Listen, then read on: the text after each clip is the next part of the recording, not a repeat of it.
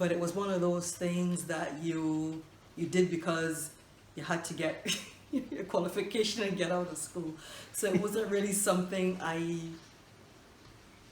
never thought I was any good at it, so I never really pursued it.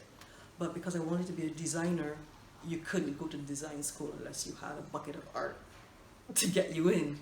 So it was just like a means to an end. And with the National Cultural Foundation, they had the outdoor session, and the master, Fielding Bab, was there, and he was giving a tutorial and such.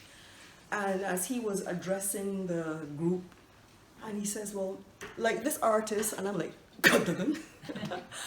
so, well, if he can say that, then maybe there's more to me than I really think.